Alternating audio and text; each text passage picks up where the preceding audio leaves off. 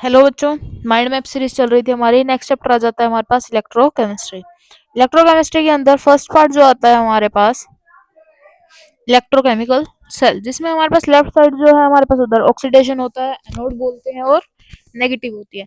Right side की बात करें तो हमारे पास रिडक्शन होता है, कैथोड होती है और पॉजिटिव होती है। रिप्रेजेंटेशन ऑफ सेल, ऐसे कुछ इसकी रिप्रेजेंटेशन होती है। प्रोडक्ट एट एनोड को ऐसे शो करते हैं and reactant of at cathode को ऐसे शो करते हैं। देन इलेक्ट्रिक पोटेंशियल की बात करते हैं तो ऐसे कुछ डिनोट करते हैं। देन आ जाता है हमारे पास ईपी, जिसको हम बोलते हैं रिडक्शन पोटेंशियल और ऑक्सीडेशन पोटेंशियल। देन है स्टैंडर्ड रिडक्शन पोटेंशियल, ये हम सब कुछ लॉन्ग वीडियो में पढ़ चुके हैं। देन हमारे पास इलेक्ट्रोकेमिकल सीरीज आ जाती है, जो हमारे पास हम दिखाते हैं कि ऊपर से नीचे की तरफ जैसे जाती है, हाइड्रोजन का हमारे पास 0 होता है, वो सारी वैल्यूज यहाँ पे शो होती हैं। ठीक है। देन आ जाता है हमारे पास ईएमएफ ऑफ ए सेल की ईएमएफ कैसे निकालते हैं, वो चीज आ जाती है। देन आ जाती है अर्नेस्ट इक्वेशन। इलेक्ट्रोकेमिस्ट्री का मोस्ट इंपोर्टेंट टॉपिक होता है अर्नेस्ट इक्वेशन, जिसके अंदर हमारे पास फॉर्मूला जो है ई सेल वाला फॉर्मूला यूज होता है। यहाँ से हम इनकेस हमको किसी न्यूमेरिकल में ई सेल की वैल्यू दे रखी है तो हम यहाँ से ई नोट सेल की वैल्यू निकाल सकते हैं। ठीक है। देन आ जाता है हमारे पास एप्लीकेशन ऑफ अर्नेस्ट इक्वेशन, जिसमें इलेक्ट्रोड पोटेंशियल के बारे में बात करते हैं। अर्नेस्ट इक्वेशन को हम एसएचई पे बात करते हैं, जो कि होता है स्टैंडर्ड हाइड्रोजन इलेक्ट्रोड।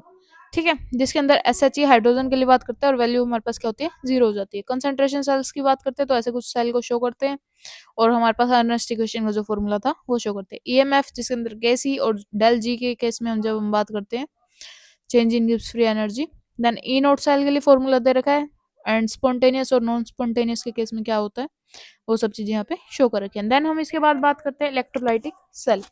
अब इलेक्ट्रोकेमिकल सेल और इलेक्ट्रोलाइटिक सेल के अंदर भी बहुत डिफरेंस पूछ लिया जाता है। मोस्ट इंपोर्टेंट टॉपिक है ये भी, तो इसको भी अच्छे से कवर कर लेना। इलेक्ट्रोलाइटिक सेल के अंदर एनोड कैथोड के बारे में बात करके जैसे उसके केस में हमने बात की थी वही चीजें हैं। Then product of electrolysis, electrolysis क्या होती है। Then deposition, order of cation दे रखा है। फॉर कंसंट्रेशन ऑफ H2SO4 क्या होता है, वेरी डिल्यूटेड में क्या होता है, और for copper sulphate with copper electrode क्या होता है, वो चीज बता रखी है। देन फैराडेज लॉ की बात करें तो 1 फैराडे हमारे पास इक्वल होता है 96,500 कूलम के।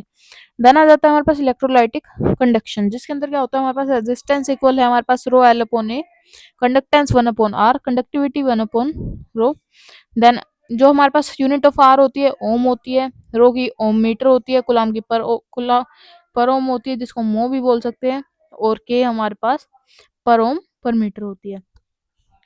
देन हमारे पास टॉपिक आ जाता है कोलरॉस्ट लॉ। तो इसके लिए इक्वेशंस जो हैं वो अच्छे से प्रिपेयर कर लेना, मेजरली पूछ ली जाती हैं, 2-2 3-3 नंबर में भी आ जाती हैं, तो इसको अच्छे से कर लेना। Be prepare for exam. Good luck and all the best.